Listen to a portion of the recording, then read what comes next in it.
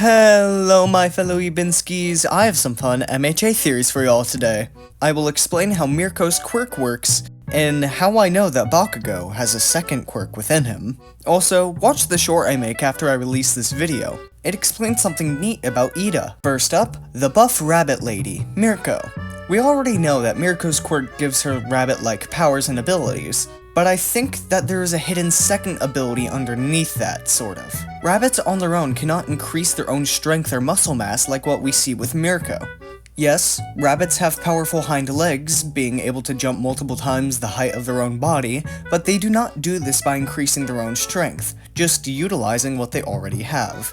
What we see with Mirko is interesting because we can see her becoming more muscular and more powerful on command. This seems more akin to an emitter, or transformation, but I doubt that, quirk than a mutant quirk.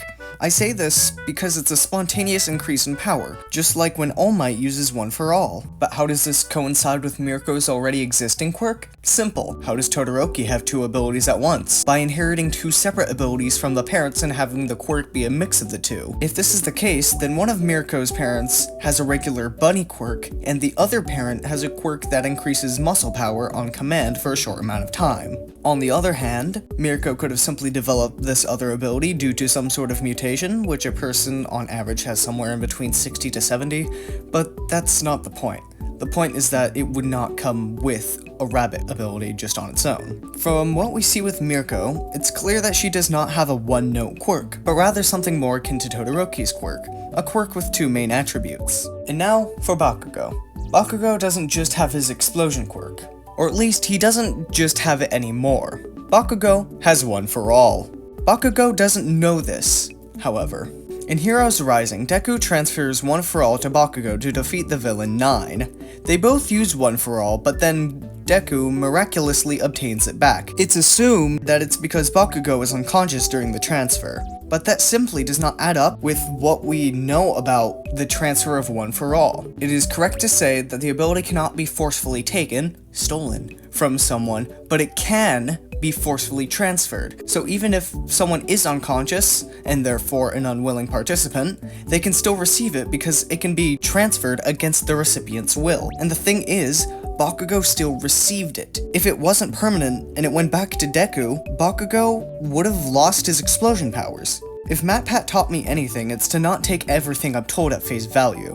What I believe happened here is what I like to call the split recipient theory. In the split recipient theory, One for All actually gets duplicated or split in a way. Much like how branches of a tree diverge, One for All can actually split itself between two people. More on the tree analogy, trees bear fruit. You need a little bit of DNA from the last wielder to inherit One for All, much like how the ground needs a seed from the fruit of a tree to grow another tree. But here's the thing. Trees can grow more than just one seed. They grow many, as a matter of fact. Most One for All users, so far, have been more preoccupied with finding a specific person to pass it along to, without thinking if they could pass it along to multiple people. You may ask, what does this have to do with what we see in the movie? Simple. Deku passed one of the apple seeds of One for All to Bakugo and kept one for himself.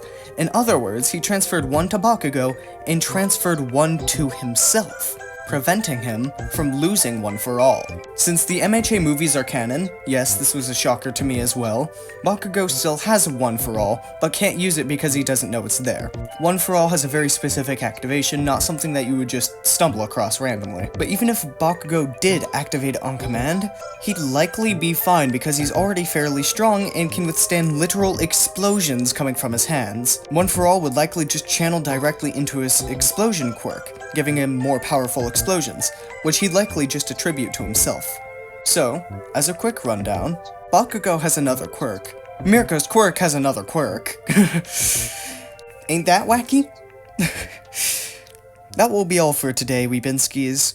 So now that you've watched this video, make sure to like, subscribe, hit the bell, have a wonderful day, and stay groovy.